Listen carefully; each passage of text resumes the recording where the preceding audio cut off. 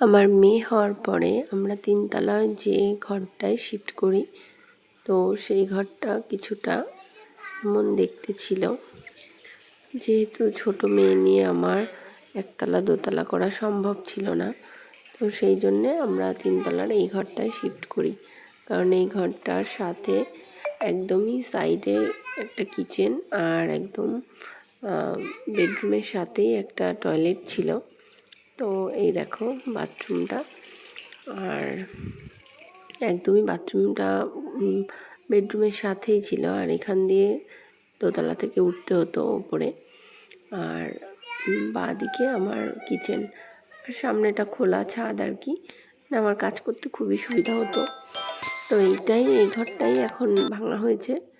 আর এই দেখো এগুলো আমার ইনডোর প্ল্যান্ট, তো খুবই যত্নের এগুলো আমার, খুবই ভালোবাসার। আর এগুলো না মানে একাই এনে জাস্ট লাগিয়েছি, একটু যত্ন করি, তো সেইভাবেই বেড়ে উঠেছে। দেখো এখানে বিভিন্ন রকম গাছ আছে, আর গাছগুলো খুব সুন্দর হয়ে বেড়েছে। আর এই দেখো এখানে আমার সোনার একটা দোলনা ঝুলানো ছিল অনেক দিন ধরে, তো সেই দোলনায় না পাখি ডিম পেড়েছে, দুটো ঘুঘু পাখি, এই যে দুটো ডিম হয়েছে। তো এই ঘরটাই ভাঙা হয়েছে আমাদের, যেটা তোমরা হয়তো বা আগের ভিডিওতে দেখেছো।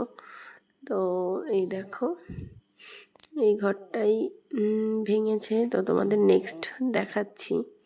এখন এই ঘরটার এই যে এরম পরিস্থিতি, তো রোজ একটু একটু করে ভাঙছে, কারণ ঘর ভেঙে বানানো তো এত সহজ কথা নয়।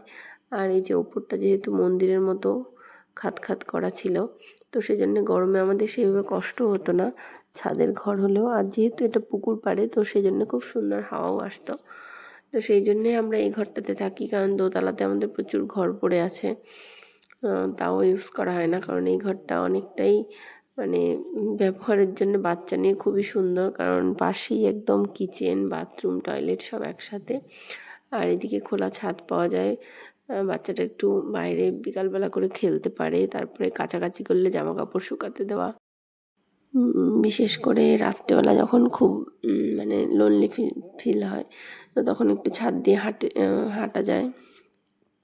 আর এই দেখো এখানে একটা সানসেট ছিল, তো সবই ভেঙে দেওয়া হচ্ছে। আর এই যে আমার একটা ওপরে ওয়ার্ড্রপ ছিল, তো সেটাও এখানে বের করা হয়েছে। আর এই দেখো আমার গাছগুলোর বর্তমান পরিস্থিতি, তো এখানে শিফট করা হয়েছে। জানি না আদৌ বাঁচবে কিনা ঘর পুরো কমপ্লিট করার পরে।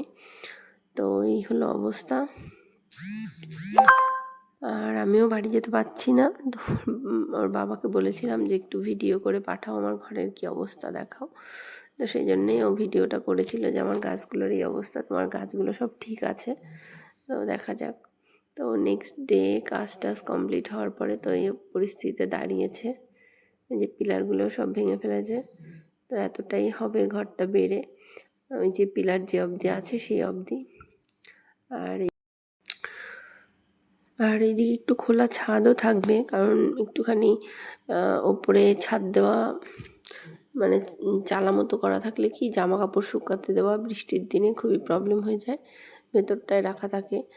আর এদিকে একটুখানি খোলামেলাও ভালো লাগে ছাদে। তো অনেক দিন এই ঘরের মধ্যে আমরা ছিলাম, প্রায় 2-3 বছর। সেজন্য ঘরটার উপরে অনেক মায়া, অনেক স্মৃতি জড়িয়ে আছে। তো বড় হওয়ার পরে দেখা যাক কেমন কি হয়।